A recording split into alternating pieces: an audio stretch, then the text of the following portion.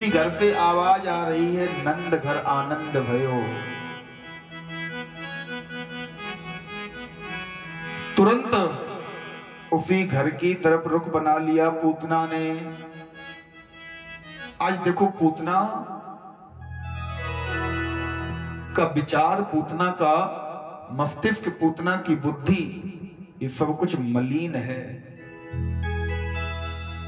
पूतना प्रभु के पास जा रही है, प्रभु के समीप जा रही है, लेकिन पूतना ने वेश कैसा बनाया? सुंदर आकर्षक स्वरूप बनाया। क्यों?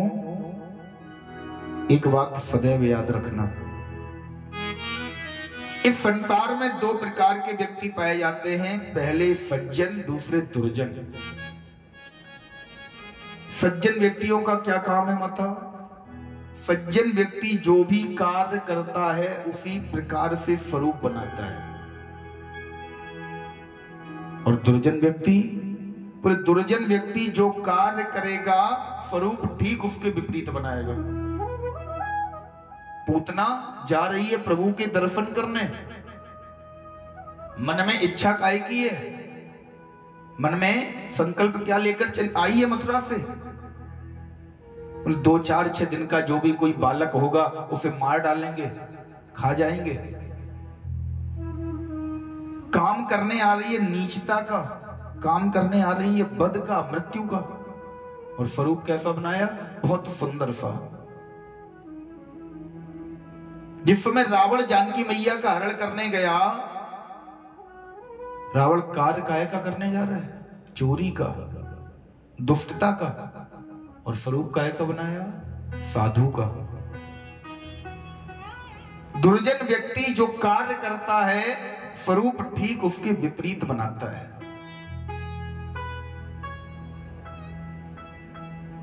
और सज्जन व्यक्ति जो भी कार्य करता है स्वरूप ठीक उसी प्रकार से बनाता है, उसी के अकॉर्डिंग, उसी के अनुरूप स्वरूप बनाता है।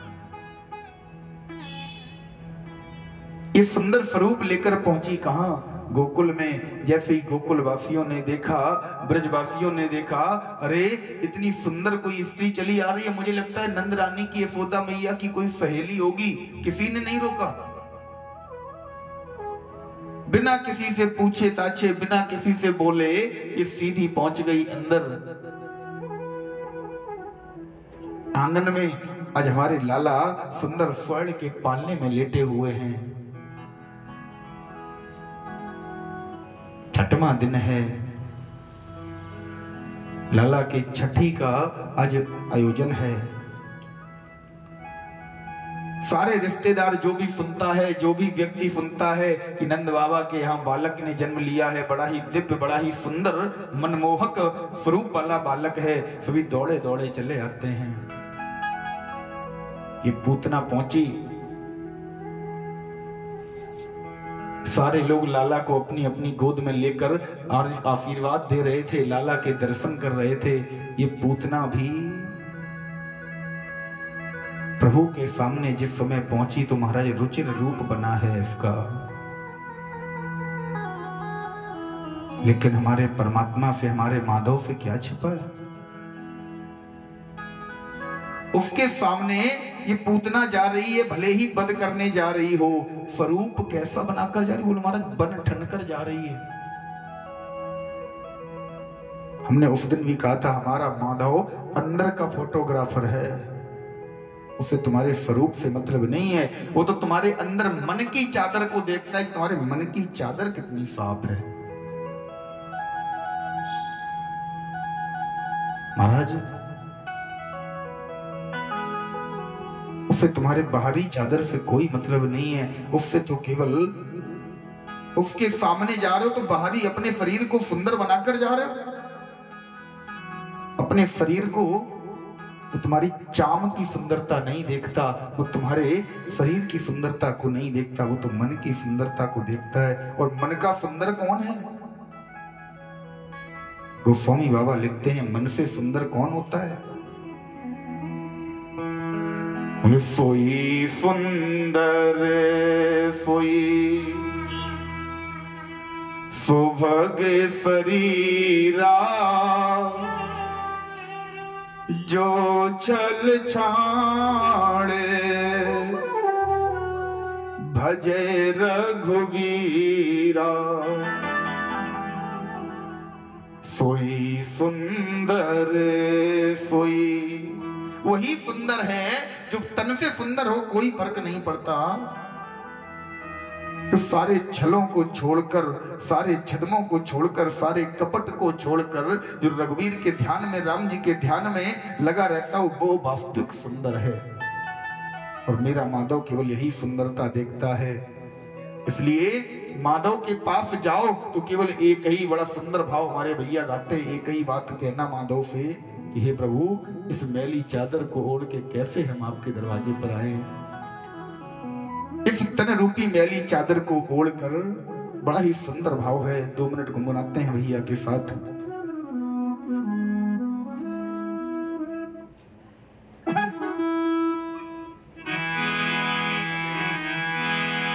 बोले वृंदावन बिहारी लाल की जय, श्री वृंदावन बिहारी लाल की जय। एक बार बड़े भाव के साथ जयकार लगाएं। बोले श्री वृंदावन बिहारी लाल की।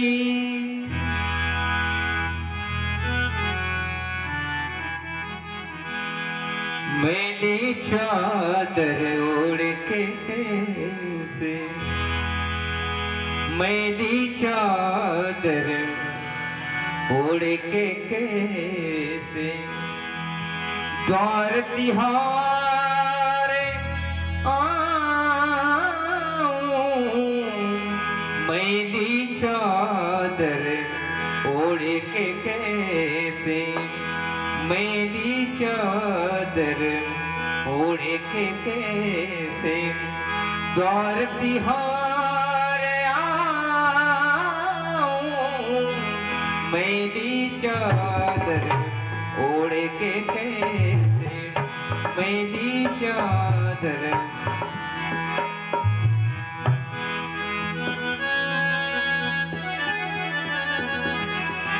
मैली चादर ओढ़ के कैसे, मैली चादर ओढ़ के कैसे द्वार तिहार आऊं। मैली चादर ओढ़ के कैसे, हे पावन परमेश्वर मेरे, हे पावन परमेश्वर मेरे, मन ही मन शर्माऊं। मैली चादर ओढ़ के कैसे, मैली चादर ओढ़ के कैसे द्वार तिहार आऊं। मैली चादर ओढ़ के कैसे, मैली चादर ओढ़ के कैसे।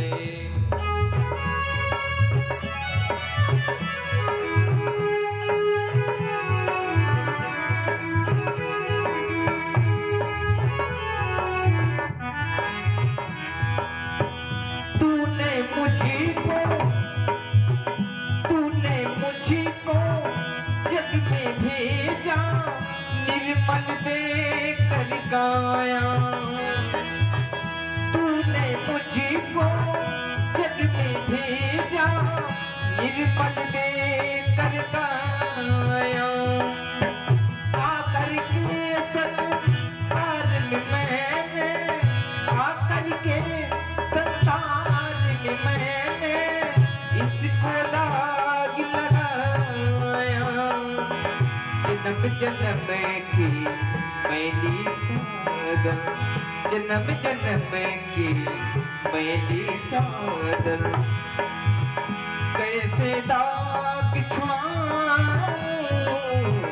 मैली चादर ओढ़ के कैसे, मैली चादर ओढ़ के कैसे, मैली चादर ओढ़ के कैसे। उस परमात्मा से, उस कन्हैया के सामने जब भी जाओ ना तो केवल एक ही बात कहो, प्रभु पापो हम पाप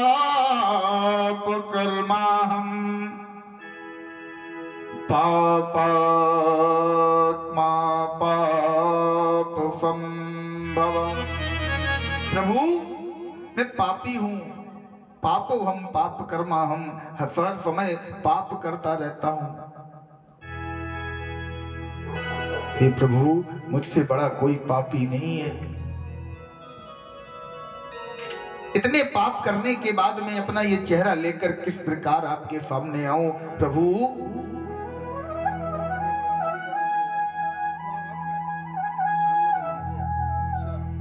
मैं पतितों का स्वामी हूं, आप पतित पावन हैं। प्रभु मेरे द्वारा किए हुए सारे पापों को भुलाकर, मेरे सारे अवगुणों को, मेरे सारे दोषों को छोड़कर भुलाकर मुझे अपनी शरण में ले लो प्रभु। क्योंकि अगर आप मेरे अवगुण देखोगे तो प्रभु हमारा भव से पार, मेरा बेड़ा भव से पार नहीं हो पाएगा। और अपने पापों को ढककर परमात्मा के सामने जा रहे हो, उससे क्या छिपा है?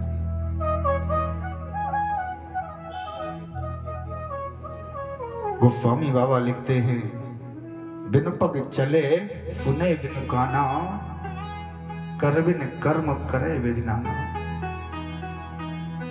बिना कानों के वो सब कुछ सुनता है, बिना नेत्रों के सब कुछ देखता है, निराकार स्वरूप है उसका। उसे करने के लिए हाथों की जरूरत नहीं है, चलने के लिए पैरों की आवश्यकता नहीं है। उसके सामने हम अपने दोषों को छिपाकर ऊपर से एक बनावटी चादर ओढ़कर जाते हैं। बोले महाराज हे प्रभु हम बहुत साफ सुथरे हैं, हम बहुत बड़े भक्त हैं। तुम उससे दिखा रहे हो तुम कितने बड़े भक्त हो। तुम्हारे हृदय में जो भरा है, तुम्हारे हृदय का जो भाव है, वो तुम्हें उसे दिखाना नहीं पड़ेगा। वो तो एक्सरे मशीन की भांति अंदर से एक्सरा कर लेगा।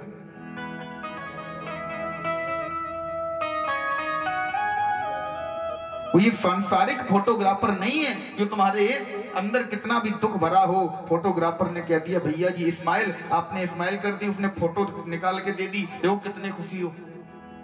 नहीं महाराज, उसके अंदर तो आपकी भावनाएं सारी स्वयं प्रकट हो जाएंगी। उसके सामने तुम बनावटी चेहरा लेकर जा रहे हो कि प्रभु हम तुम्हारे हैं, तुम हमारे हो। उसे पता है तुम कितने उसके हो, कितना वो तुम्हारा है।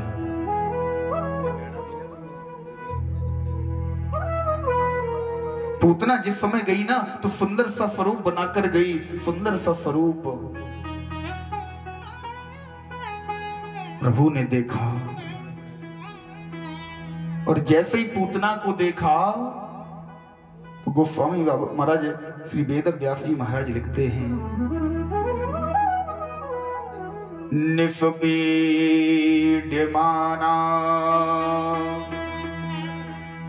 निमीलिते क्षण। जैसे ही पूतना के ऊपर प्रभु ने दृष्टि डाली, दृष्टि पूरी सही से डाल भी नहीं पाई, तुरंत अपने नेत्रों को बंद कर लिया। हमारे माधव ने तुरंत नेत्रों को बंद कर लिया। सुखदेव जी कथा सुना रहे थे, परीक्षित जी कथा सुन रहे थे। परीक्षित जी खड़े हो गए, बोले प्रभु एक बात पूछूं। सुखदेव जी ने कहा पूछो। बोले प्रभु पूतना जब माधव के सामने गई तो माधव ने नेत्र क्यों बंद कर लिए? बोले हमारे माधव का विचार है, हमारे माधव जानते हैं ये पूतना भले ही बाहर से कितनी भी सुंदर बनकर आई हो, लेकिन इसके अंदर कपट भरा है, छल भरा है, ये मुझे मारने आई है। ये दुराचारी है, दुरात्मा है, दुर्जन है, और अगर मैंने इस पर अपनी दृष्टि डाल दी तो ये यहां रुक नहीं पाएगी, भाग जाएगी, इसलिए मैंने नेत्र बंद कर लिए। अगर पूतना यहां से भाग गई तो आज पूतना का उद्धार मेरे हाथों से लिखा है, मेरे हाथों से पूतना का उद्धार होना है। अगर मैंने ऐसे नजर भर के देख लिया तो ये भाग जाएगी, मेरे नेत्रों के आगे कोई दुराचारी रुक ही नहीं सकता। दूसरा भाव पूतना ने इसलिए महाराज प्रभु ने पूतना को देखकर नेत्र बंद कर लिए। ये पूतना है कौन? ये पूतना कौन थी? ये पूर्व जन्म में जिनकी कथा कल हम आप सुन रहे थे, बैरोचन पुत्र बलि की कन्या रत्नमाला नाम की है। रत्नमाला महाराज बलि बैरोचन पुत्र बलि की कन्या है। जिस समय प्रभु सुंदर सा छोटा सा स्वरूप लेकर बलि के दरवाजे पर पहुंचे ना, तो पूतना ने मन में विचार किया, काश मेरा ऐसा पुत्र होता तो मैं अपनी गोद में लिटाकर इस बालक को स्तनपान कराती, दुग्ध पान कराती। जिस समय प्रभु ने बलि को बंदी बना लिया, सारी त्रिलोकी को नाप लिया, तो महाराज रत्नमाला के मन में विचार आया कि अगर ये मेरा पुत्र होता तो मैं विष देकर मार डालती। प्रभु ने वहीं वरदान दे दिया, रत्नमाला जाओ, ये दोनों तुम्हारी इच्छाएं पूरी होंगी।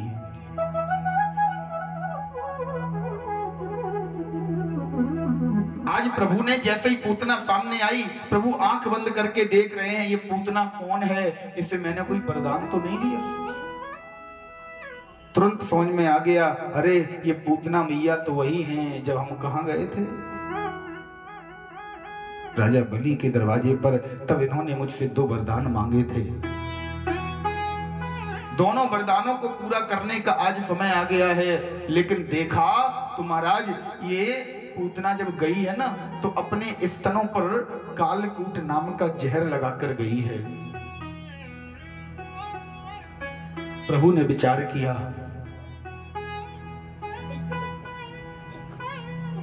अभी हमें गोकुल में जन्म लिए केवल 6 दिन हुए, आज 6वां दिन है, और ये पूतना मैया 6वें दिन ही हमें विष पिलाने आ गई।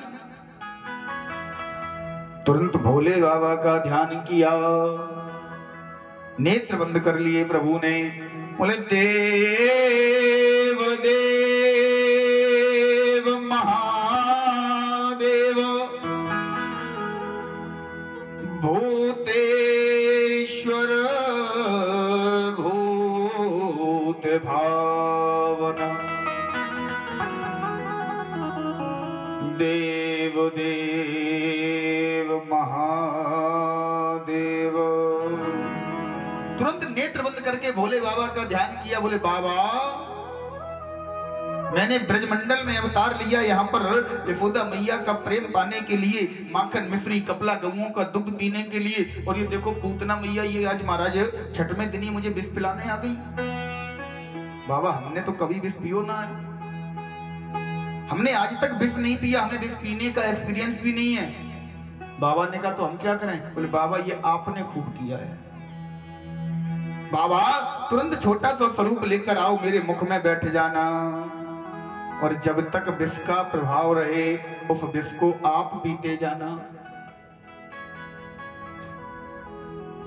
तुरंत भोले बाबा ने छोटा सा स्वरूप बनाया, अज लाला के मुख में भोले बाबा ने प्रवेश किया, वहीं छोटा सा स्वरूप बनाकर बैठ गए। इधर पूतना ने लाला को गोद में उठाया, और गोद में उठाकर चुपचाप से एक कोने में ले जाकर लाला को स्तनपान करा रही है। पूतना के हृदय में विचार है कि मैं इसे स्तनपान कराऊंगी, मेरे स्तनों पर कालकूट नाम का जहर लगा हुआ है, मुख लगाते ही ये तुरंत परलोक सिधार जाएगा। हरे माधव बड़ा सुंदर भाव, तस्मिन् स्तनम दुर्जर्वील्यमाणम्